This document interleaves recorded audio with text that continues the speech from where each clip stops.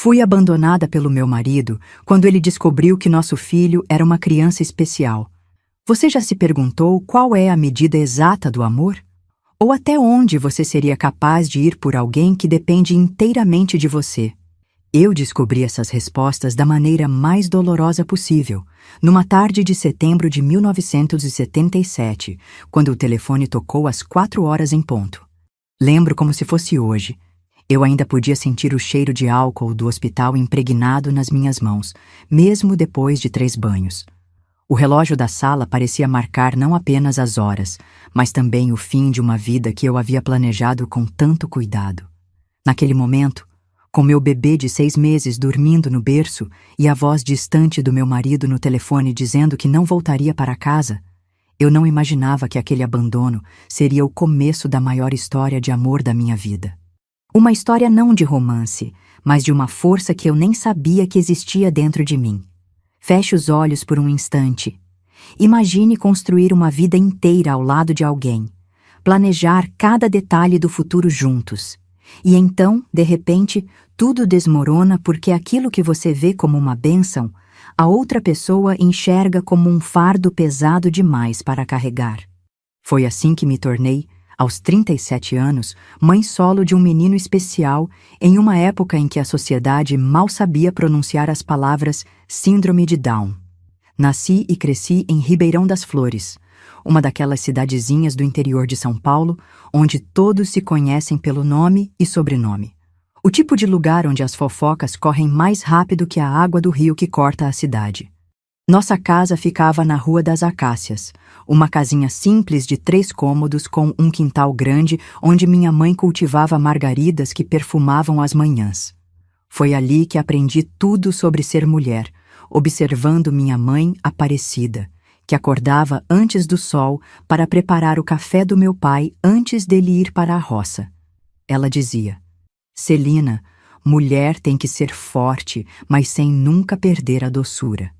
Palavras que carreguei comigo como um amuleto durante toda a minha vida. Nos anos 60, ser moça de família significava preparar o enxoval, aprender a cozinhar e esperar pelo homem certo. E eu achei que o havia encontrado quando conheci Antônio Ferreira, o Toninho, filho do seu Juvenal, dono da única farmácia da cidade. Alto, de porte elegante, com um sorriso que iluminava seu rosto moreno, ele era o rapaz mais cobiçado de Ribeirão. Quando começou a me cortejar, as outras moças me olhavam com inveja durante as quermesses da igreja. Lembro-me do nosso primeiro encontro como se fosse ontem. Era dia de festa de São João, as bandeirinhas coloridas decoravam a praça central e o cheiro de quentão e pipoca enchia o ar. Toninho aproximou-se de mim enquanto eu ajudava a servir os doces na barraca da igreja. A senhorita é mais doce que qualquer doce desta mesa, disse ele com aquela confiança de quem sempre conseguia o que queria. Minha avó Teresa, senhora de poucas palavras e muita sabedoria, me alertou. Homem bonito demais não presta para marido, minha filha. São como flores de plástico, bonitas de se ver, mas sem perfume. Mas quem ouve conselhos quando o coração bate mais forte? Eu, no auge dos meus 22 anos, estava certa de que nosso amor seria diferente, especial, eterno. Casamos em 1962, numa cerimônia simples na igreja matriz. Meu vestido foi costurado pela minha madrinha, com renda que minha mãe guardava há anos para esse momento. Toninho estava elegante num terno azul marinho emprestado do primo que morava na capital. Naquele dia, sob o olhar de Nossa Senhora e de toda a comunidade de Ribeirão das Flores, juramos amor eterno, na alegria e na tristeza, na saúde e na doença. Mal sabíamos como essas palavras seriam postas à prova. Os primeiros anos foram de adaptação, como em qualquer casamento. Mudamos para uma casinha alugada perto da farmácia, e eu logo assumi o papel de esposa dedicada. Toninho trabalhava com o pai e sonhava em expandir o negócio. Um dia vamos ter uma rede de farmácias, dizia ele, com os olhos brilhando de ambição. Foi quando completamos 2 anos de casados que o primeiro sinal de que nem tudo seria como nos contos de fadas apareceu. A pergunta começou a surgir. primeiro como um cochicho entre as comadres após a missa de domingo. E as crianças, Celina? Quando vêm? No início, respondíamos com sorrisos e frases prontas. Estamos aproveitando o nosso tempo juntos primeiro. Ou, Deus manda quando for a hora certa. Mas conforme os anos passavam e minha barriga permanecia como sempre, aquelas perguntas se transformaram em facas que me cortavam por dentro. Cada mês era um ciclo de esperança e desapontamento. O calendário na parede da cozinha marcava não apenas os dias, mas minhas lágrimas silenciosas. Toninho, a princípio compreensivo, começou a mostrar sinais de impaciência. O homem precisa deixar seu legado, dizia ele, sugerindo que a falha estava em mim. Visitamos curandeiros, benzedeiras, médicos na capital. Tomei chás de ervas amargas receitados por Dona Jurema, a parteira do bairro. Fiz promessas a todos os santos do calendário católico. Cheguei até a dormir com uma fita de Nossa Senhora Aparecida amarrada na cintura, conforme sugestão de uma senhora que garantia que, assim, havia conseguido seus 7 filhos. 15 anos se passaram nessa busca dolorosa. 15 anos vendo outras mulheres embalarem seus bebês enquanto eu abraçava apenas sonhos desfeitos. O casamento, antes cheio de ternura, tornou-se uma rotina de silêncios pesados e expectativas não atendidas. O olhar de Toninho já não me procurava com o mesmo desejo, e eu sentia que, aos poucos, ele se afastava. Foi então que, quando eu já havia praticamente desistido, o milagre aconteceu. Aos 37 anos, descobri que estava grávida. Lembro-me de olhar fixamente para o médico de São João da Boa Vista, cidade maior próxima à nossa, quando ele confirmou a notícia. A senhora está esperando um bebê, dona Celina. Aproximadamente 2 meses. Saí do consultório flutuando, as lágrimas embaçando minha visão. Quando contei a Toninho, vi seu rosto se transformar. O homem distante dos últimos anos desapareceu, dando lugar àquele rapaz charmoso da quermesse. Ele me abraçou com força e gritou para quem quisesse ouvir: "Vou ser pai, meu filho está chegando." O que eu não sabia era que aquela alegria tinha expectativas silenciosas atreladas a ela. E que nem todo milagre é recebido da forma que imaginamos. Os meses de gravidez foram os mais felizes da minha vida. Meu corpo, antes objeto de frustração, agora se transformava num milagre vivo. Minha barriga crescia a cada semana e, com ela, multiplicavam-se as atenções e cuidados de todos à minha volta. Toninho voltou a ser o homem atencioso por quem me apaixonei. Comprou um rádio novo, daqueles grandes, de madeira polida, e o colocou próximo à cama. "É para o bebê ouvir música ainda na barriga", explicou. "Dizem que isso deixa a criança mais inteligente." Ele fazia questão de sintonizar programas de música clássica todas as noites antes de dormirmos. Aos domingos, após a missa, ele exibia minha barriga com orgulho na praça, como se fosse um troféu conquistado após longa batalha. "Vai ser um moleque forte, tenho certeza", dizia para os amigos, enquanto me servia de escudo para o sol com seu próprio corpo. "Um filho meu tem que ser perfeito, Celina, forte como o pai." Aquelas palavras, que na época soavam como carinho e expectativa natural de um futuro pai, mais tarde voltariam para me assombrar. Mas naquele momento, tudo o que eu sentia era gratidão e felicidade. Toninho pintou pessoalmente o quartinho do bebê de amarelo, cor que serve tanto para menino quanto para menina, justificou. Seu cunhado Juvenal, marceneiro habilidoso, fez um berço de jacarandá, madeira nobre e resistente, para durar para os netos, disse ele com um sorriso. Na madrugada de 23 de setembro de 1977, após quase 20 horas de trabalho de parto, nosso filho Joaquim veio ao mundo. Foi um parto difícil, como costumam ser para mulheres na minha idade. Quando finalmente pude segurar aquele pequeno embrulho nos braços, notei imediatamente suas feições diferentes. Os olhinhos amendoados, as mãozinhas pequenas com aquela linha única atravessando a palma, o rostinho redondo com traços singulares. Mas o amor que senti foi instantâneo e avassalador, como uma onda que varre tudo pela frente. Beijei sua testa macia e sussurrei: "Bem-vindo ao mundo, meu pequeno milagre." Toninho, ao contrário, parecia não perceber, ou talvez não quisesse perceber, as características distintas do nosso filho. É a cara do meu pai, dizia orgulhoso para as visitas, apontando semelhanças imaginárias com o avô paterno. Vai ser farmacêutico como nós, e um dia vai assumir os negócios da família. Passamos os primeiros meses numa bolha de nova rotina, aprendendo a ser pais, descobrindo os ritmos de Joaquim. Ele era um bebê tranquilo, que chorava pouco e sorria muito.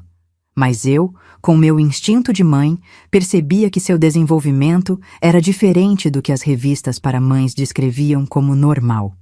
Ele demorava mais para firmar o pescoço, seus reflexos eram mais lentos e aquela expressão única no olhar persistia. Foi minha comadre Zulmira, sempre observadora, quem primeiro tocou no assunto. Numa tarde, enquanto estendíamos fraldas no varal dos fundos, ela se aproximou com cuidado. Já levou o menino no médico da capital? Perguntou baixinho. Tem um doutor especialista lá que atendeu o filho da prima da minha cunhada. Continuou, sem me encarar diretamente. Senti meu coração apertar. Mesmo sem dizer claramente, eu sabia exatamente o que ela estava sugerindo. No fundo, eu já suspeitava, mas ouvir aquela insinuação da boca de outra pessoa tornava tudo mais real, mais assustador. Naquela noite, depois que Zulmira foi embora, fiquei observando Joaquim dormir no berço por horas. Suas pequenas mãos se abriam e fechavam durante o sono. Seus lábios faziam movimentos de sucção e seu peito subia e descia num ritmo constante e tranquilo. Parecia tão perfeito para mim, tão completo. Mas as palavras da minha comadre ecoavam na minha cabeça. E se houvesse algo diferente com ele? E se precisasse de cuidados especiais que eu não estava dando por ignorância? E principalmente, como Toninho reagiria se meus temores se confirmassem? Durante semanas, carreguei esse peso sozinha. Observava cada movimento do meu filho com olhos críticos. Comparava-o mentalmente com outros bebês que via na igreja ou na feira. À noite, quando todos dormiam, folheava desesperadamente o único livro sobre desenvolvimento infantil que tínhamos em casa, presente de uma prima de São Paulo. Finalmente, criei coragem para falar com Toninho. Escolhi um domingo após o almoço, momento em que ele costumava estar mais relaxado, sentado na varanda com seu café. Aproximei-me cautelosamente, Joaquim adormecido em meus braços. Toninho, comecei, a voz trêmula. Estive pensando. Talvez devêssemos levar o Joaquim para um médico especialista na capital, só para termos certeza de que está tudo bem com o desenvolvimento dele. Seu rosto imediatamente endureceu. O que você está insinuando, Celina? Que tem algo de errado com nosso filho? Não é isso, tentei explicar. É que ele parece desenvolver-se num ritmo um pouco diferente do que dizem os livros e... Bobagem de mulher. Ele interrompeu bruscamente. Livros são escritos por gente que nunca viu nosso filho. O menino só é mais calmo que os outros. Melhor assim, dá menos trabalho. Mas eu insisti, dia após dia, semana após semana. A cada nova sugestão minha, Toninho criava uma barreira mais alta. Você quer criar problema onde não existe, dizia. Ou então, é essa mania que as mulheres têm de comparar crianças. Cada um tem seu tempo. Por dentro, eu me despedaçava. Estava dividida entre a lealdade ao meu marido e o amor pelo meu filho, que talvez precisasse de ajuda que eu não sabia fornecer. Nas noites em que Toninho dormia, eu chorava silenciosamente, as lágrimas molhando o travesseiro. Rezava para Nossa Senhora, pedindo orientação, pedindo forças. Quando Joaquim completou 6 meses, finalmente consegui convencer Toninho a levá-lo a um especialista em São Paulo. Argumentei que mesmo que estivesse tudo certo, teríamos a tranquilidade de um diagnóstico profissional. Relutante, ele concordou, mais para me fazer parar de insistir do que por acreditar na necessidade. Lembro-me de cada detalhe daquela viagem. O ônibus sacolejante na estrada de terra que ligava nossa cidade à capital. Joaquim no meu colo, brincando com um chocalho de madeira. Toninho ao meu lado, tenso, folheando uma revista sem realmente lê-la. O cheiro de diesel, o barulho do motor, a paisagem que mudava lentamente pela janela. Chegamos ao consultório do Dr. Mendes, um neurologista pediátrico recomendado pelo médico da nossa cidade. A sala de espera estava cheia de mães com seus filhos, alguns com aparências que me chamaram a atenção imediatamente. Crianças com os mesmos traços do meu Joaquim. A consulta durou menos de meia hora, mas mudou nossas vidas para sempre. Seu filho tem síndrome de Down, disse o Dr. Mendes, ajustando os óculos no rosto enquanto me entregava um folheto amarelado com informações. É uma alteração genética, conhecida também como trissomia do cromossomo 21. O médico falava com naturalidade, como quem discute o clima ou uma receita de bolo. Explicou sobre cromossomos e características especiais, sobre desafios de desenvolvimento e possibilidades de terapias. Falou sobre escolas especializadas, sobre grupos de apoio para pais. Enquanto ele falava, observei o rosto de Toninho endurecer, linha por linha, como se cada palavra do médico fosse um cinzel esculpindo uma máscara de pedra no lugar do semblante do homem que eu amava. Suas mãos apertavam o chapéu com tanta força que pensei que o destruiria ali mesmo. Eu absorvi as informações, tentando processá-las, tentando entender o que aquilo significaria para o futuro do meu filho, para o nosso futuro como família. Parte de mim sentia alívio. Finalmente havia um nome, uma explicação para as diferenças que eu notava. Outra parte tremia de medo pelo desconhecido que se descortinava à nossa frente. Ele vai poder levar uma vida normal? Perguntei, minha voz quase um sussurro. Normal é uma palavra relativa, senhora Celina, respondeu o Dr. Mendes. Seu filho terá limitações, claro, mas também terá potencialidades.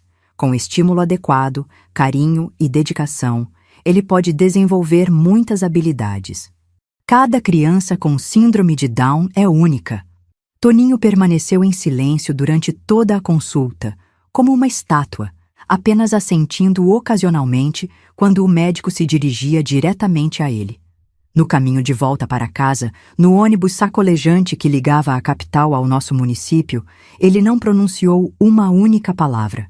Sentado ao meu lado, olhava fixamente pela janela, como se procurasse algo perdido na paisagem que passava veloz. Joaquim dormia em meu colo, alheio à tempestade que se formava. Seus pequenos dedos seguravam firmemente o meu indicador, mesmo durante o sono, como se soubesse que precisava se agarrar com força à única pessoa que permaneceria ao seu lado. Nos dias que se seguiram, nossa casa se transformou num campo minado de silêncios. Toninho saía cedo para a farmácia e voltava tarde, sempre com cheiro de cachaça no hálito. À mesa do jantar, respondia minhas tentativas de conversa com monossílabos. À noite, dormia virado para a parede, distante de mim apesar de estarmos na mesma cama. Eu tentava alcançá-lo, fazê-lo entender que nada havia mudado realmente. Joaquim continuava sendo o mesmo bebê adorável que era antes do diagnóstico. Tentei mostrar-lhe os progressos do nosso filho, como ele já conseguia segurar a mamadeira, como sorria ao reconhecer nossa voz. Ele é mais do que um diagnóstico, Toninho, eu dizia. É nosso filho. Mas era como falar com uma parede de concreto. Ele tinha erguido uma barreira impenetrável entre si mesmo e a nova realidade que não conseguia aceitar. Nas raras vezes em que pegava Joaquim no colo, fazia-o com uma formalidade estranha, como quem manuseia um objeto frágil que não lhe pertence. Na terceira manhã após nossa viagem a São Paulo, Toninho saiu mais cedo que o habitual. Beijou minha testa enquanto eu ainda estava na cama, gesto que me surpreendeu após dias de frieza, e disse que ia resolver alguns assuntos pendentes na farmácia. O relógio da sala batia 4 horas da tarde quando o telefone tocou. Eu ainda sentia o cheiro de álcool do hospital nas minhas mãos depois de ter levado Joaquim para suas primeiras vacinas. Meus dedos tremiam ao segurar o aparelho. Do outro lado da linha, a voz do Toninho soava distante, como se já estivesse a quilômetros de casa, embora tivesse saído apenas naquela manhã. Não vou voltar, Celina. Não posso. Não consigo. Aquelas palavras caíram sobre mim como as telhas que desabaram na cozinha durante a tempestade do ano anterior. Só que desta vez não havia conserto possível. "O que você está dizendo, Toninho?" perguntei, minha voz quase inaudível. "Deixei uma carta na gaveta da cômoda e um dinheiro para você se virar nos primeiros meses", ele continuou, como se não me tivesse ouvido. "Não tenho estrutura para criar uma criança assim. Você é mais forte do que eu, Celina. Sempre foi." O fio do telefone se enrolava entre meus dedos enquanto meu olhar vagava pelo berço no canto da sala. Meu pequeno Joaquim dormia, alheio ao fato de que seu pai acabara de nos abandonar, de que acabava de desistir dele antes mesmo de conhecê-lo de verdade. "Mas Toninho é nosso filho", sussurrei, as lágrimas já embaçando minha visão. "Prometemos ficar juntos na alegria e na tristeza, lembra?" Houve um longo silêncio do outro lado da linha. Tão longo que por um momento pensei que ele havia desligado. "Eu sei", ele finalmente respondeu, a voz embargada. "Mas não consigo olhar para ele sem ver todos os sonhos que tive desmoronando. Ele nunca vai estudar medicina, nunca vai assumir a farmácia, nunca vai... Ele vai ser o que Deus permitir que ele seja", interrompi, uma raiva súbita substituindo a dor. "E vai ser amado e valorizado por isso." "Não por mim", ele respondeu simplesmente. "Adeus, Celina." A linha ficou muda. Fiquei ali, segurando o telefone contra o peito como se fosse um pedaço do homem que acabava de partir, do casamento que acabava de ruir, da vida que havia planejado por tantos anos. Naquela noite, sentada na cadeira de balanço ao lado do berço do meu filho, chorei até sentir que não havia mais lágrimas em mim. O rádio que Toninho havia comprado tocava baixinho uma canção antiga que falava de despedidas.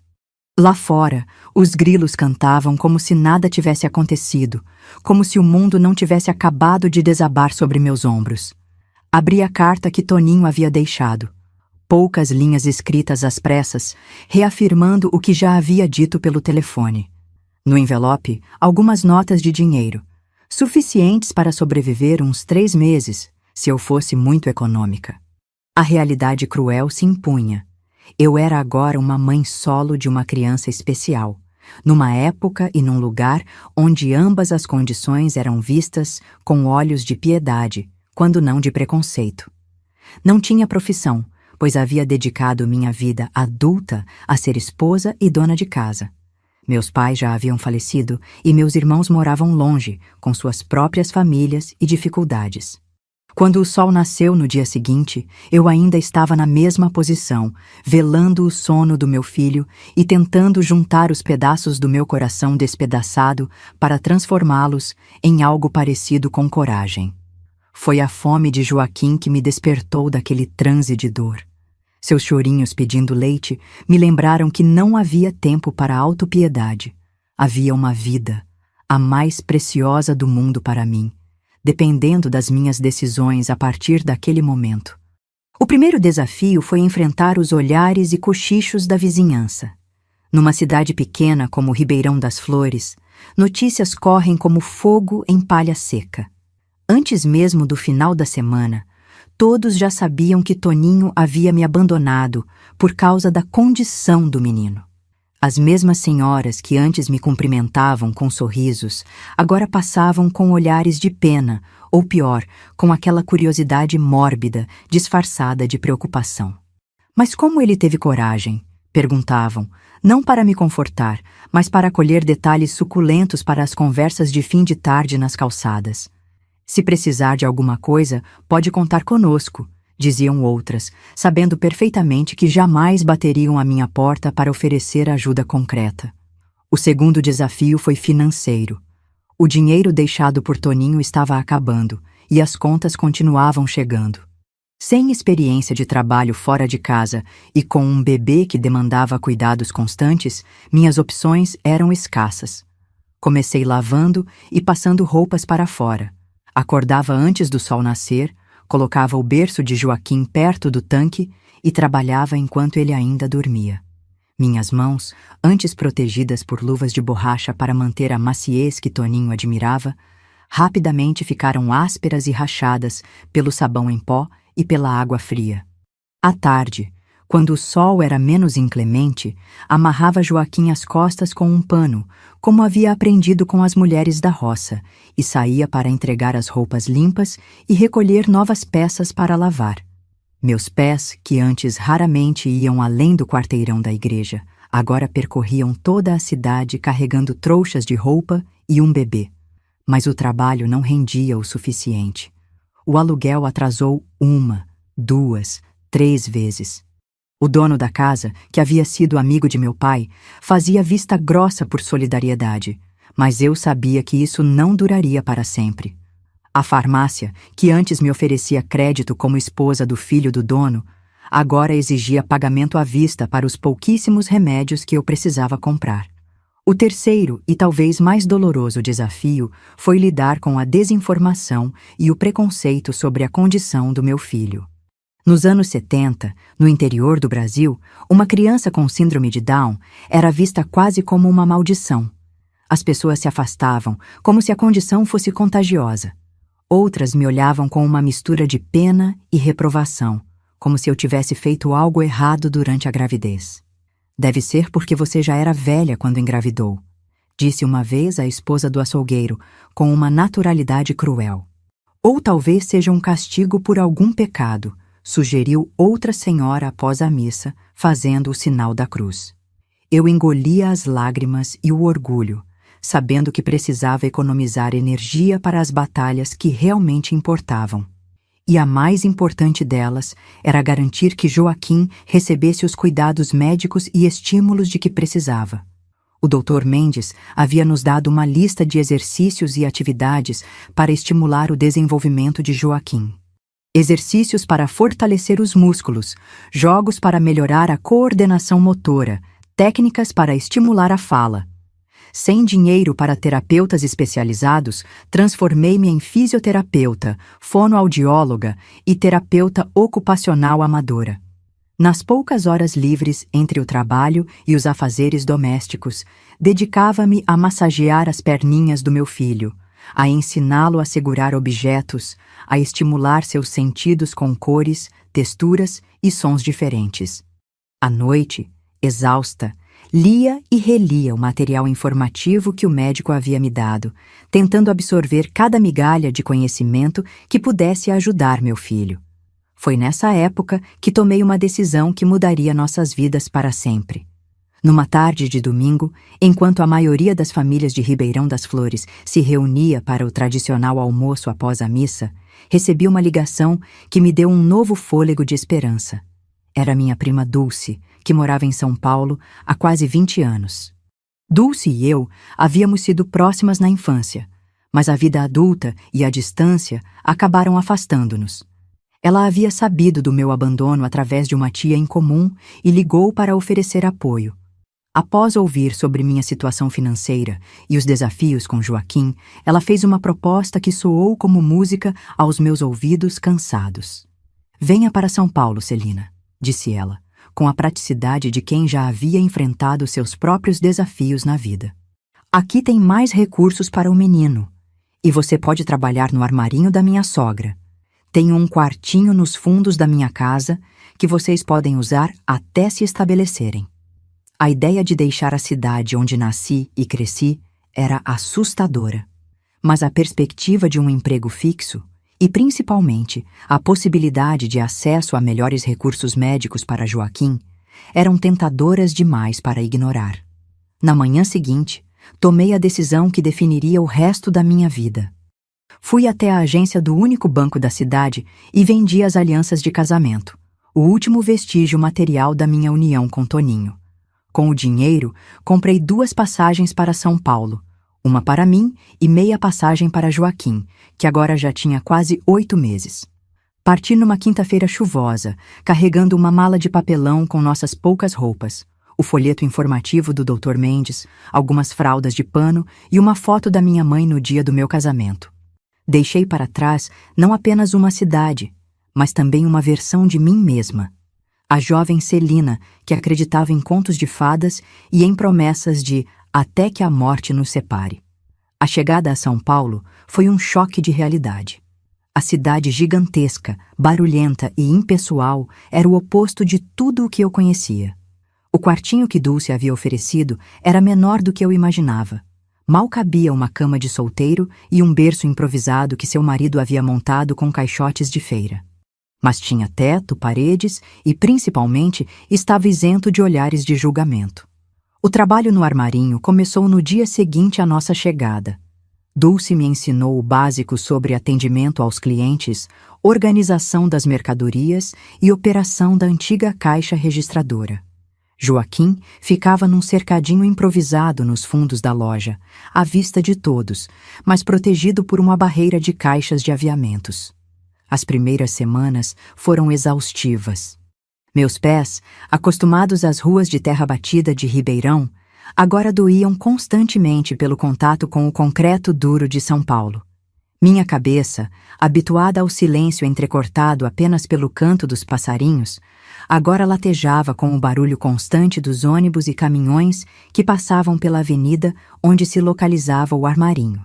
Mas o maior desafio era adaptar Joaquim àquele novo ambiente. O menino, antes tranquilo, tornou-se irritadiço e choroso. Dormia mal, recusava alimentos, teve episódios de febre que os médicos do posto de saúde atribuíam à mudança de ares. Durante o dia, enquanto trabalhava no armarinho, minha atenção estava dividida entre os clientes e os choros ocasionais do meu filho. À noite, em nosso quartinho abafado, eu lutava contra o sono para continuar os exercícios de estimulação, seguindo religiosamente as orientações do Dr. Mendes. Foi nessa época que enfrentei minha primeira grande falha como mãe de uma criança especial. Exausta pela rotina de trabalho, noites mal dormidas e preocupações financeiras, comecei a negligenciar alguns dos exercícios que deveria fazer com Joaquim. Os resultados logo se manifestaram. Seu desenvolvimento, já naturalmente mais lento por causa da síndrome, pareceu estacionar. O remorso me consumia. Cada vez que olhava para aquele rostinho redondo e aqueles olhos puxados que tanto me lembravam os de minha avó, sentia como se estivesse falhando com a única pessoa no mundo que dependia completamente de mim.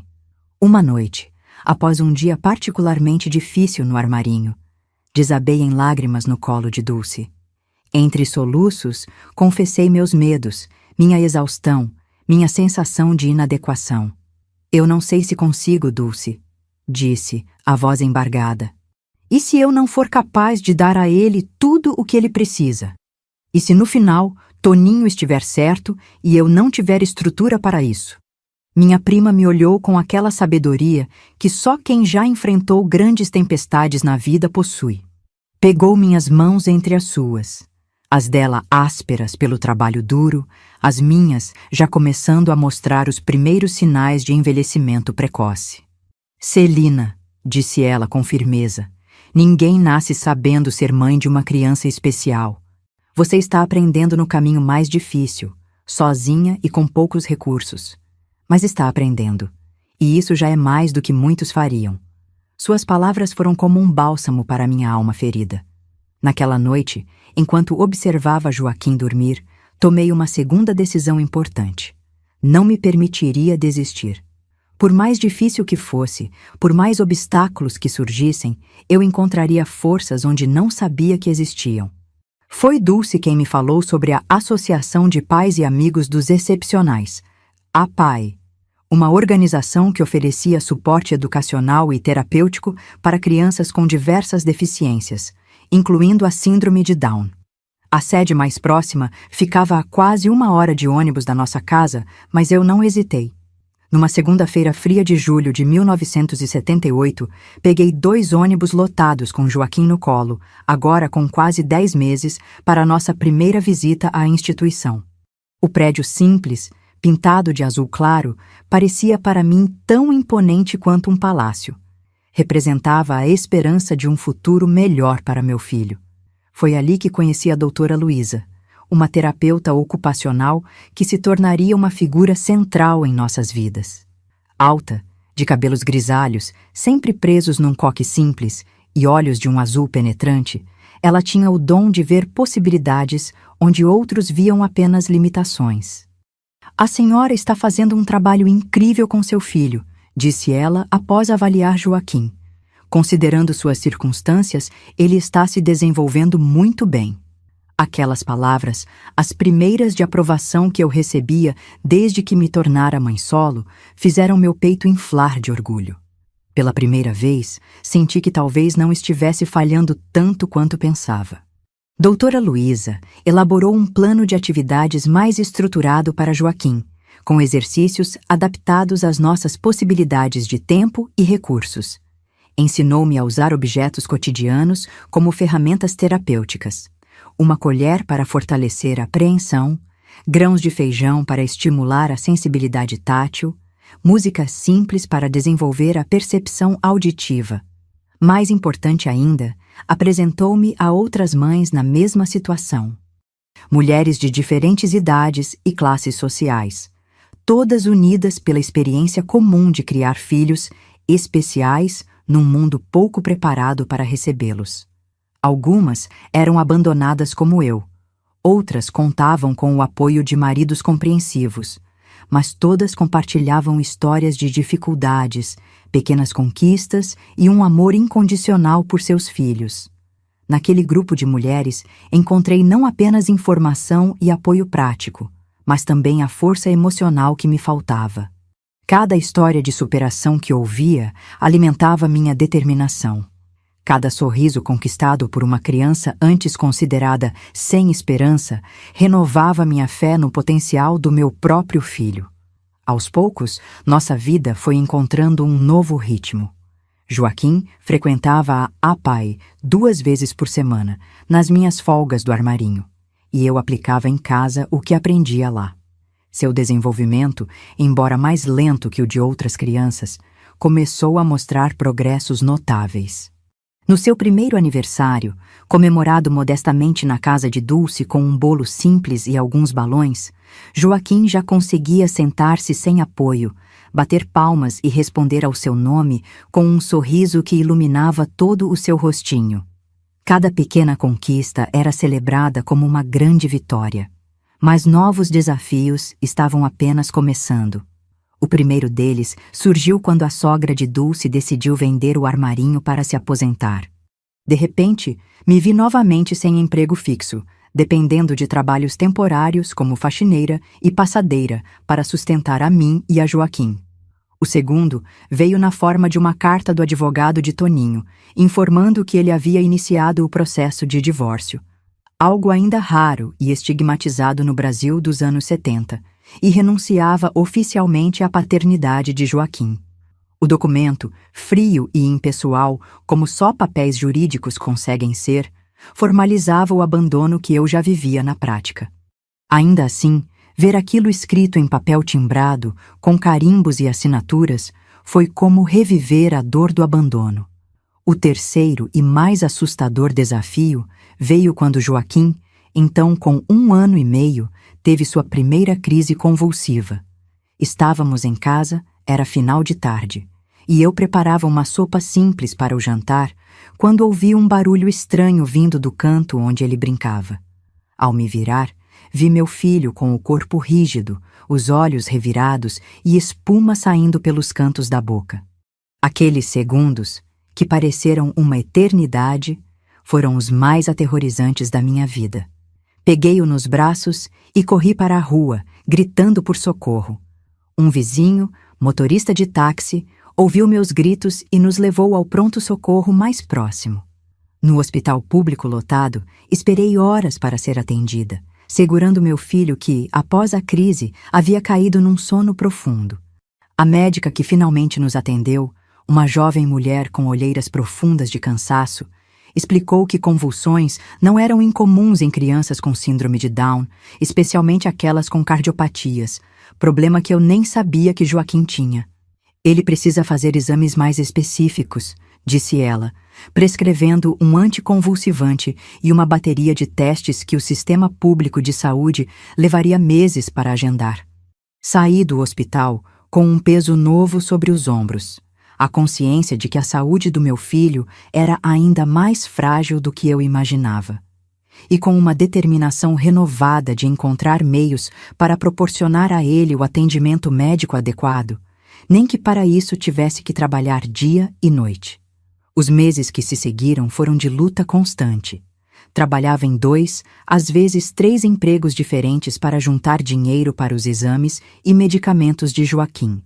De dia fazia faxina em casas de família no bairro de Higienópolis. À noite, costurava para uma pequena confecção. Nos finais de semana, vendia salgados caseiros na feira livre. Meu corpo protestava contra o ritmo intenso. Minhas mãos desenvolveram calos permanentes, minha coluna doía constantemente e olheiras profundas se instalaram sob meus olhos. Aos 39 anos, parecia ter pelo menos uma década a mais. Mas havia recompensas. A principal delas era ver Joaquim evoluindo, superando aos poucos algumas de suas limitações. Com quase 2 anos, ele já dava alguns passos apoiado nos móveis, balbuciava algumas palavras reconhecíveis como mama e papa, embora não houvesse um papa em sua vida, e mostrava uma afeição especial por música, batendo palmas animadamente sempre que o rádio tocava. Sua saúde, entretanto, continuava frágil. As crises convulsivas, embora controladas pela medicação, ainda ocorriam ocasionalmente. O problema cardíaco, diagnosticado tardiamente, exigia cuidados constantes. As frequentes internações consumiam grande parte do dinheiro que eu conseguia economizar. Foi durante uma dessas internações, no inverno rigoroso de 1980, que enfrentei o que parecia ser o golpe final. Joaquim, então com quase 3 anos, havia sido internado com uma pneumonia grave, complicação comum em crianças com sua condição. Eu estava no corredor do hospital, esperando para falar com o médico, quando uma assistente social me abordou.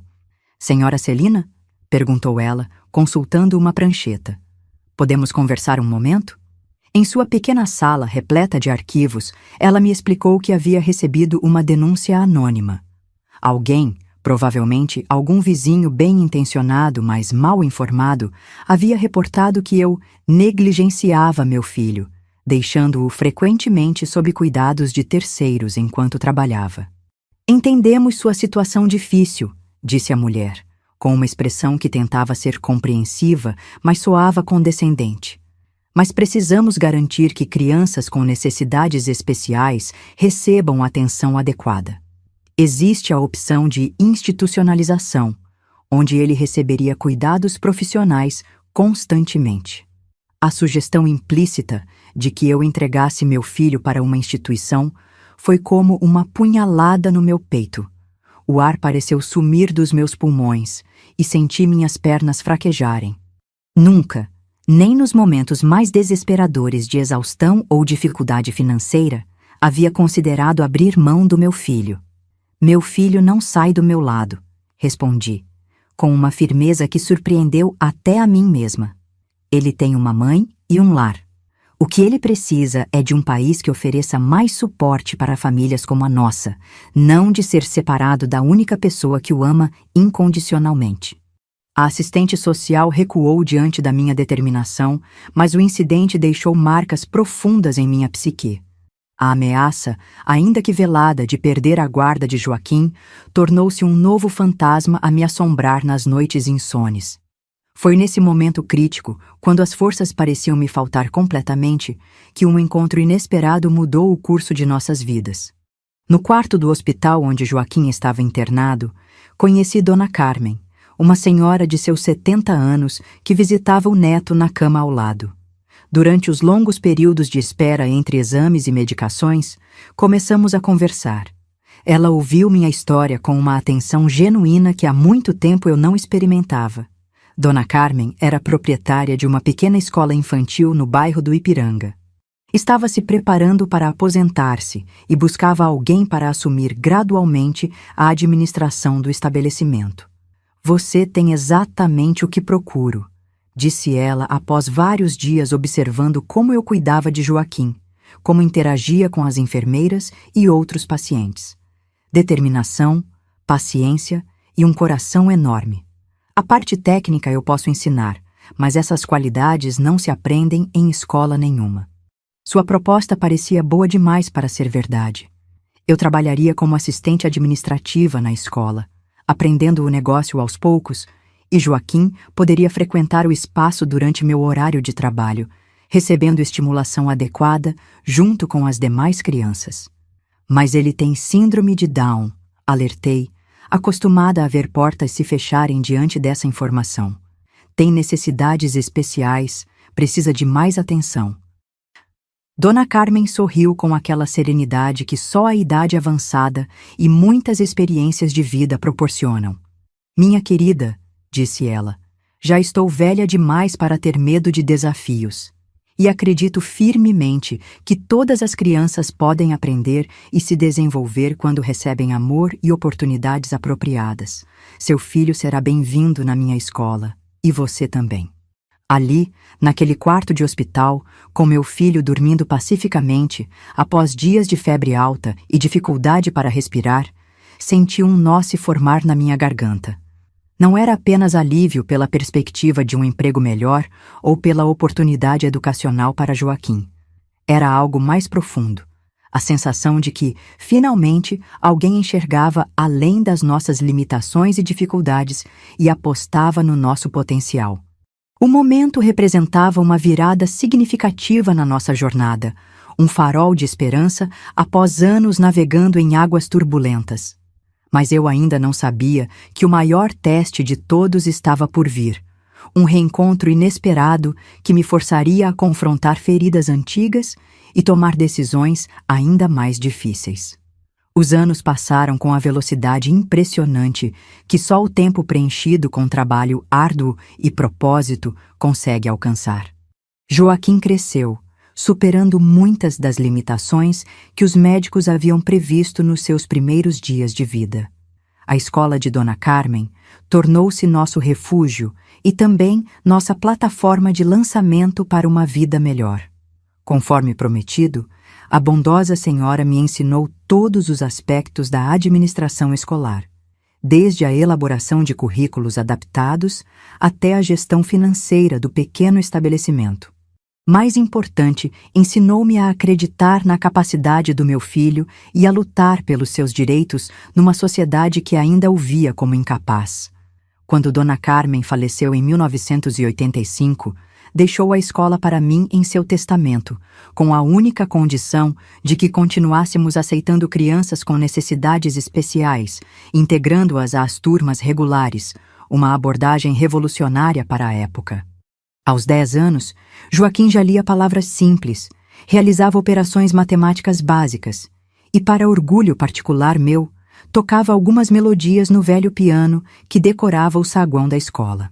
Sua condição cardíaca, embora ainda exigisse cuidados, havia se estabilizado graças a uma cirurgia realizada quando ele tinha 7 anos. Cirurgia que só foi possível graças à mobilização da comunidade escolar para arrecadar fundos. Nossa situação financeira, antes tão precária, agora nos permitia viver com dignidade. Morávamos num pequeno apartamento próprio, adquirido com muito esforço e economias, a poucos quarteirões da escola. Não éramos ricos, longe disso, mas não faltava o essencial.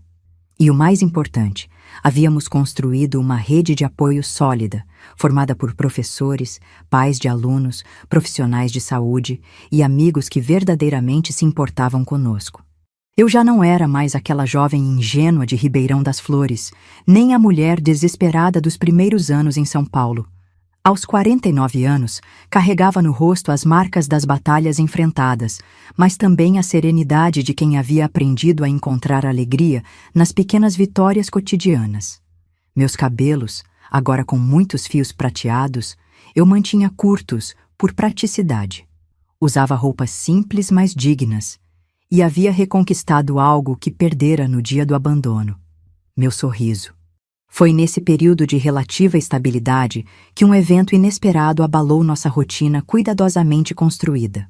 Numa tarde de setembro de 1987, enquanto organizava a festa de aniversário de 10 anos de Joaquim, que aconteceria no fim de semana, recebi uma ligação que fez meu coração acelerar. Do outro lado da linha, uma voz masculina que não ouvia há uma década, mas que ainda reconheceria em qualquer lugar do mundo. Celina, é o Toninho. Meu primeiro impulso foi desligar o telefone. Em seguida, veio a vontade de gritar todas as acusações que havia guardado durante aqueles anos. Mas algo me deteve. Talvez curiosidade, talvez a maturidade conquistada a duras penas. "O que você quer, Antônio?" respondi, usando propositalmente seu nome completo, marcando distância. Ele explicou que estava em São Paulo para tratar de um problema de saúde. Havia descoberto nosso paradeiro através de conhecidos em comum. Queria nos ver, a mim e a Joaquim.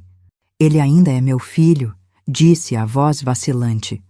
"Não segundo os papéis que você fez questão de assinar", retruquei, sentindo a antiga mágoa ressurgir como lava de um vulcão que eu julgava adormecido.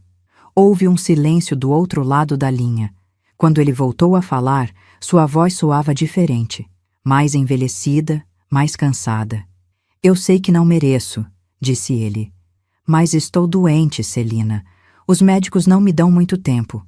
Antes de partir, gostaria de conhecer meu filho. De pedir perdão." A notícia me atingiu como um soco no estômago. Apesar de todo o ressentimento acumulado, nunca havia desejado mal a Toninho. Uma parte de mim, aquela jovem que um dia o amou com toda a intensidade do primeiro amor, ainda se importava. "Vou pensar", respondi secamente. "Te ligo de volta amanhã." Naquela noite, não consegui pregar os olhos. A possibilidade de reencontrar Toninho após tantos anos despertava um turbilhão de emoções contraditórias. Raiva pelo abandono, mágoa pelas dificuldades que enfrentei sozinha, mas também uma estranha sensação de encerramento de ciclo. E havia a questão mais importante. Como Joaquim reagiria? Meu filho, agora um pré-adolescente, tinha plena consciência de sua história. Eu nunca havia mentido para ele sobre seu pai, apenas omitido os detalhes mais dolorosos, explicando que algumas pessoas não estão preparadas para cuidar de crianças especiais. Ele ocasionalmente perguntava sobre o pai, mas sem grande insistência, como se houvesse aceitado sua ausência como um fato natural da vida. Depois de muito refletir, consultei Maria Teresa, a psicóloga da escola que acompanhava Joaquim desde pequeno. Sua opinião foi clara. Um encontro controlado pode ser benéfico para Joaquim, ajudando-o a construir sua identidade, mas precisa ser bem preparado, sem expectativas irreais. E você, Celina, precisa estar emocionalmente pronta para isso, porque seu filho vai perceber suas reações, mesmo as que você tentar esconder. No dia seguinte, liguei para o hotel onde Toninho estava hospedado e concordei com um encontro, mas com minhas condições. Seria na escola, durante o horário de aulas, para que Joaquim se sentisse seguro em ambiente familiar. E seria breve, apenas o tempo suficiente para uma apresentação inicial. "Não prometa nada a ele", adverti. "Nada de vou te levar para passear ou vou te visitar sempre. Se isso for apenas para limpar sua consciência antes de partir, seja honesto pelo menos uma vez na vida." O dia do encontro amanheceu ensolarado, contrastando com a tempestade que rugia dentro de mim. Vesti Joaquim com esmero. Calça jeans nova, camisa azul que realçava seus olhos, cabelo bem penteado. Enquanto ajustava o colarinho de sua camisa, notei como ele havia crescido, como seus traços, embora marcados pela síndrome, carregavam também características dos meus pais, da minha família. "Estou bonito, mãe?" perguntou ele com aquele sorriso largo e sincero que era sua marca registrada. "Lindo como sempre, meu amor", respondi, sufocando o nó na garganta. No caminho para a escola, expliquei novamente o que aconteceria. Que ele conheceria seu pai biológico, que era apenas uma visita, que nada mudaria em nossa rotina. Joaquim ouviu atentamente, balançando a cabeça em concordância, mas seus olhos atentos revelavam uma excitação que ele tentava conter. "Ele vai gostar de mim?" perguntou subitamente quando já estávamos chegando. A pergunta inocente me partiu o coração. 10 anos haviam se passado, e ainda assim, a primeira preocupação do meu filho era se seria aceito por aquele que o rejeitou antes mesmo de conhecê-lo de verdade. Impossível não gostar de você, Joaquim, respondi, segurando suas mãozinhas entre as minhas. Você é o menino mais especial deste mundo. Toninho chegou pontualmente às 10 da manhã, conforme combinado. Observei-o através da janela do meu escritório enquanto ele atravessava o pátio da escola. Estava mais velho do que eu imaginava. Os cabelos completamente grisalhos, o corpo antes atlético agora curvado e visivelmente mais magro. Usava um terno que parecia ligeiramente grande demais, como se tivesse perdido peso recentemente, confirmando sua história sobre a doença. Nosso primeiro encontro face a face foi no meu escritório, antes de chamar Joaquim. Quando ele entrou na sala, senti como se o tempo tivesse voltado. O mesmo perfume amadeirado, o mesmo jeito de ajustar o relógio no pulso esquerdo, pequenos gestos que um dia eu conheci tão bem. Obrigado por isso, Celina, disse ele, a voz embargada. Sei que não mereço. Não estou fazendo por você, respondi com firmeza. Estou fazendo pelo Joaquim. E se em algum momento eu perceber que isso está fazendo mal a ele, vou interromper tudo imediatamente. Ele assentiu, os olhos fixos no chão. Quando finalmente levantou o olhar para mim, notei que estavam marejados. Você está bem, disse ele, hesitante. O tempo foi generoso com você. O tempo não, Toninho. A vida que escolhi enfrentar em vez de fugir. Ele acusou o golpe com um movimento quase imperceptível de recuo. Antes que pudesse responder, bati à porta da sala ao lado, onde Joaquim esperava com Maria Teresa. Meu filho entrou, caminhando com aquele jeito ligeiramente desengonçado, característico de sua condição, mas com o sorriso aberto e confiante de sempre. O impacto no rosto de Toninho foi visível. Seus olhos se arregalaram, e por um instante fugaz vi neles o mesmo choque, a mesma rejeição de 10 anos atrás. Meu coração gelou, mas então algo mudou em sua expressão. Os ombros, antes tensos, relaxaram. Os olhos, antes assustados, suavizaram-se. E para minha surpresa, lágrimas começaram a escorrer livremente pelo seu rosto envelhecido. Olá, Joaquim, disse ele, a voz quase um sussurro. Eu sou o Antônio. Seu pai? Joaquim olhou para mim, como se buscasse confirmação. Assenti levemente, encorajando-o. Ele então se virou para Toninho e, com a naturalidade desconcertante que só as crianças possuem, perguntou: Por que você está chorando? Está com dor? Toninho soltou uma risada entrecortada por soluços. Não, filho. Estou chorando porque estou feliz em te conhecer. Mas pessoas felizes não choram, respondeu Joaquim confuso. Minha mãe me ensinou a sorrir quando estou feliz. Sua mãe ensinou certo, como sempre, respondeu Toninho, lançando-me um olhar que continha uma mistura de admiração e arrependimento. Às vezes, quando a felicidade é muito grande e vem depois de muita tristeza, ela sai pelos olhos em forma de lágrimas. Para minha surpresa, Joaquim se aproximou de Toninho e, num gesto que era ao mesmo tempo simples e profundamente significativo, ofereceu-lhe seu lenço. Um lenço de pano bordado com suas iniciais que eu sempre colocava no bolso de sua camisa. Pode usar o meu lenço, disse ele. Mamãe diz que é feio o homem chorar em público, mas pode em particular. Toninho aceitou o lenço com mãos trêmulas e o usou para enxugar as lágrimas. O gesto espontâneo de gentileza do nosso filho, porque sim, apesar de tudo, ele era nosso filho, pareceu quebrar algo dentro do homem que um dia havia nos abandonado. Posso te dar um abraço, Joaquim? Perguntou ele com uma humildade que eu jamais havia visto em Toninho. Meu filho olhou novamente para mim. Era seu modo de pedir orientação em situações novas. Assenti mais uma vez, embora meu coração estivesse dividido. Parte de mim queria proteger Joaquim de qualquer possibilidade de rejeição ou decepção. Outra parte compreendia a importância daquele momento para ambos. O abraço que se seguiu foi breve, mas carregado de significados. Vi no rosto de Toninho uma mistura de emoções tão profundas que seria impossível descrevê-las.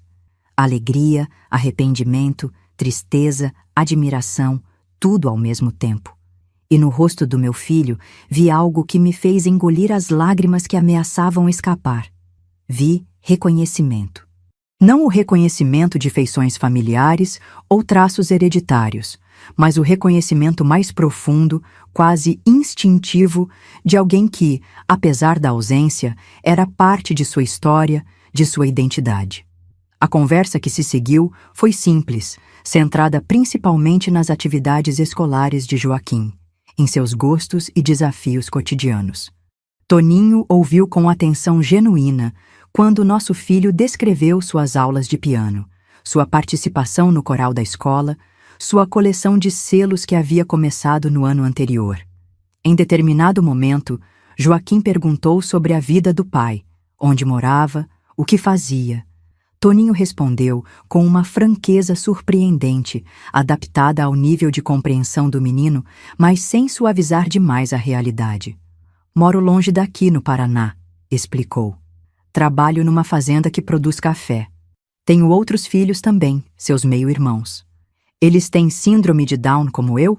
Perguntou Joaquim, com a curiosidade característica de sua idade. A pergunta pairou no ar por alguns segundos. Vi o rosto de Toninho empalidecer, depois corar. Finalmente respondeu. Não, eles não têm. Mas isso não os torna melhores que você, apenas diferentes. Cada pessoa é única do seu jeito.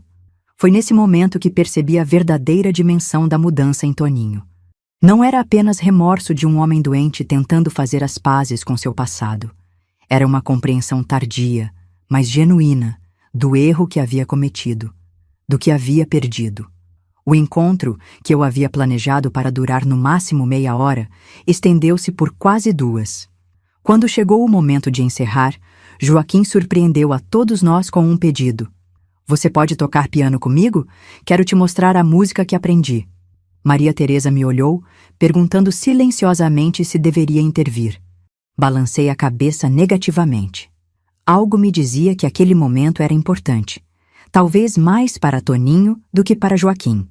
Acompanhei os dois até a sala de música.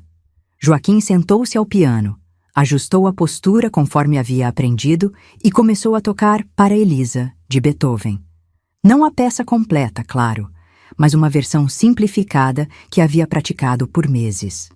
Seus dedos, que por causa da síndrome tinham menor destreza que o normal, moviam-se com surpreendente fluidez sobre as teclas. Observei o rosto de Toninho enquanto nosso filho tocava. Vi nele uma expressão que jamais esquecerei. Uma mistura de assombro, orgulho e um pesar tão profundo que parecia física e emocionalmente doloroso. Quando Joaquim terminou, Toninho aplaudiu com entusiasmo, mas notei que suas mãos tremiam. Não apenas o tremor natural da idade ou da doença, mas aquele tremor que vem das emoções contidas, das palavras não ditas, dos arrependimentos que chegam tarde demais. Foi a coisa mais bonita que já ouvi na vida, disse ele, a voz embargada. Após a apresentação improvisada de piano, Joaquim precisou retornar à sua sala de aula para a aula de matemática, sua matéria favorita. Despediu-se de Toninho com naturalidade, como se aquele homem sempre tivesse feito parte de sua vida e não fosse um estranho que acabara de conhecer. Você vai voltar para me visitar? Perguntou ele, enquanto guardava sua partitura na pasta. A pergunta inocente pairou no ar como uma nuvem carregada. Toninho olhou para mim, claramente buscando orientação sobre como responder. Balancei levemente a cabeça, lembrando-o da nossa conversa anterior. Nada de promessas que não pudesse cumprir. Vou tentar, Joaquim, respondeu ele, escolhendo as palavras com cuidado. Mas moro muito longe e não estou muito bem de saúde. Mas vou pensar em você todos os dias. Isso eu prometo. Joaquim pareceu satisfeito com a resposta. Abraçou rapidamente o pai e saiu correndo para sua sala, ansioso para não perder o início da aula. Seu mundo, estruturado, seguro, previsível, continuava girando normalmente, apesar do terremoto emocional que acabara de acontecer. Quando ficamos sozinhos, Toninho desmoronou. Literalmente. Suas pernas fraquejaram e ele precisou se apoiar no piano para não cair. Ajudei-o a sentar-se num banco próximo, preocupada com seu estado físico. Você está bem? Quer que eu chame um médico? Perguntei. Ele balançou a cabeça negativamente, respirando fundo para se recompor. Estou bem, só preciso de um momento. Sentei-me ao seu lado, mantendo uma distância respeitosa. Por alguns minutos, apenas o silêncio preencheu o espaço entre nós. Um silêncio carregado de 10 anos de ausência, de perguntas não feitas, de explicações não dadas. Ele é incrível, Celina, disse finalmente Toninho, rompendo o silêncio. Tão inteligente, tão completo. Ele é, concordei, sentindo o orgulho materno inflar meu peito. Sempre foi. E foi você quem fez isso, sozinha. Não era uma pergunta, mas uma constatação dolorosa. Enquanto você construía outra família, outra vida, completei, sem rancor na voz, apenas constatando um fato. Como está sua esposa? Seus outros filhos? Ele suspirou profundamente antes de responder. Marilene me deixou há 3 anos, quando descobri a doença. Levou as crianças com ela. Disse que não tinha assinado para cuidar de um inválido. Soltou uma risada amarga. Irônico, não? A vida tem dessas. Não disse nada, mas senti algo inexplicável dentro de mim. Não alegria pelo seu infortúnio, longe disso, mas uma estranha sensação de justiça cósmica. Que doença você tem, Toninho? Perguntei finalmente.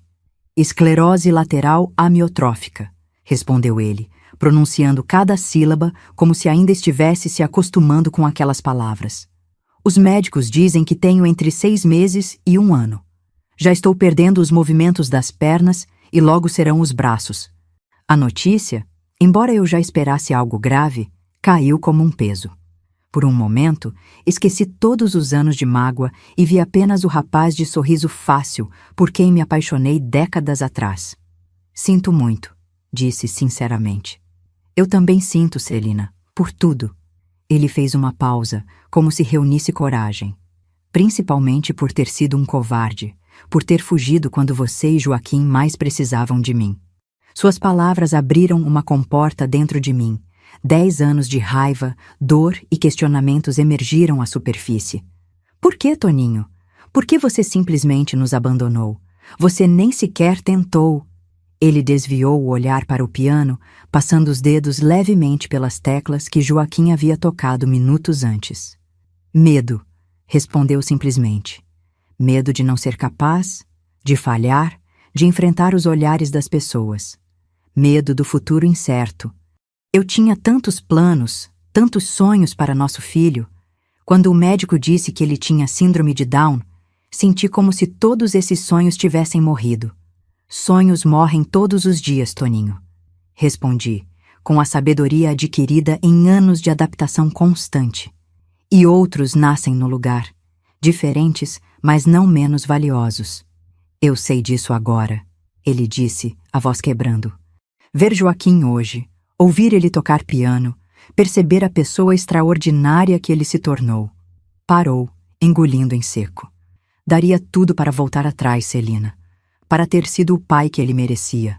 Era o pedido de perdão que parte de mim havia esperado por uma década. Mas em vez da catarse que imaginei que sentiria, experimentei apenas uma calma aceitação. O passado estava feito. Nada mudaria isso. Não podemos voltar atrás, Toninho, disse suavemente. Só podemos seguir em frente. Joaquim não precisa das suas lamentações ou do seu arrependimento. Se quer realmente fazer algo por ele, faça parte do tempo que lhe resta. Você permitiria isso? Perguntou ele, perplexo. Depois de tudo o que fiz? Não por você, esclareci. Por ele. Joaquim sempre quis conhecer o pai, sempre teve essa curiosidade natural. Agora que vocês se conheceram, seria cruel afastá-lo completamente. Mas tem que ser nos meus termos, sem expectativas desmedidas, sem promessas que você não possa cumprir. Toninho concordou imediatamente, a gratidão evidente em seu olhar cansado. Combinamos que ele poderia visitar Joaquim ocasionalmente, sempre na escola e sempre na minha presença. Nada de passeios a sós, nada de presentes extravagantes tentando comprar o amor do filho que não viu crescer. Enquanto o acompanhava até a saída da escola, uma pergunta ainda me incomodava. Uma dúvida que carregava há anos. Uma última coisa, Toninho. Por que agora? Por que procurar por nós depois de tanto tempo? Ele parou, virou-se para mim e respondeu com uma honestidade que me desarmou. Porque quando você sabe que vai morrer, Celina, percebe o que realmente importa. E eu percebi que meu maior arrependimento na vida não são as coisas que fiz, mas as que deixei de fazer. Especialmente ser pai do Joaquim. Com essas palavras, despediu-se. Observei sua silhueta fragilizada, afastando-se pelo portão da escola, carregando o peso de suas escolhas passadas e a promessa de um futuro breve, mas talvez redentor. Naquela noite, enquanto ajudava Joaquim com sua higiene antes de dormir, ele me surpreendeu com uma observação. Meu pai é triste, mamãe. Por dentro. A intuição de meu filho, sua capacidade de perceber além das aparências, algo que muitos erroneamente acreditam que pessoas com síndrome de Down não possuem, me comoveu profundamente. Sim, filho, ele é triste por dentro, porque perdeu muito tempo longe de você. Ele vai voltar? Perguntou, com aquela mistura de esperança e incerteza que só as crianças conseguem expressar tão abertamente. Acredito que sim, algumas vezes, respondi, escolhendo minhas palavras com cuidado. Mas lembre-se que não importa o que aconteça, você sempre terá a mim. Sempre. Joaquim sorriu, aquele sorriso largo e genuíno que iluminava todo o seu rosto e que desde o primeiro dia havia sido minha fonte de força. Eu sei, mamãe. Você nunca vai embora. Toninho cumpriu sua promessa. Nos meses que se seguiram, visitou Joaquim regularmente. A princípio, quinzenalmente. Depois, conforme sua saúde se deteriorava, com menos frequência. Cada visita era um misto de alegria para Joaquim e uma dor agridoce para mim, ao testemunhar a construção tardia de um relacionamento que deveria ter existido desde o início. Observei, com uma mistura de admiração e tristeza, como meu filho aceitava o pai em sua vida sem ressentimentos, sem questionamentos profundos sobre a longa ausência. Havia ali uma lição de perdão que muitos adultos, eu inclusive, levaríamos uma vida inteira para aprender. Durante essas visitas, Toninho e eu raramente ficávamos a sós. Mantínhamos uma distância respeitosa, unidos apenas pelo amor que ambos sentíamos por Joaquim, ainda que de formas muito diferentes. O meu, forjado em anos de dedicação diária, o dele, tardio e tingido pelo arrependimento, mas ainda assim genuíno. Quando sua condição piorou significativamente, Toninho mudou-se para São Paulo para ficar mais perto de médicos especializados e, embora não admitisse abertamente, para aproveitar o pouco tempo que lhe restava com o filho que havia abandonado. Instalou-se num pequeno apartamento alugado, não muito longe da nossa casa. Às vezes, quando ele estava tendo um dia melhor, Joaquim e eu o visitávamos brevemente. Meu filho levava desenhos ou partituras de músicas novas que havia aprendido, enchendo de cor e vida aquele ambiente que, de outra forma, seria apenas um lembrete constante da doença que avançava impiedosamente. Numa dessas visitas, presenciei uma cena que ficaria gravada para sempre em minha memória. Toninho, já confinado a uma cadeira de rodas e com dificuldades para falar claramente, pediu para ficar alguns minutos a sós com Joaquim. Relutante, concordei, permanecendo na pequena cozinha de onde podia observá-los discretamente na sala. Vi meu filho sentar-se calmamente ao lado do pai, pegando suas mãos trêmulas entre as suas. Com uma paciência que muitos julgariam impossível para alguém com sua condição, Joaquim começou a mostrar a Toninho como dobrar um pequeno origami, uma arte que havia aprendido na escola e pela qual demonstrava particular talento. Passo a passo, ajudando os dedos cada vez mais rígidos do pai, guiando-o através do processo sem pressa, sem frustração quando era necessário recomeçar.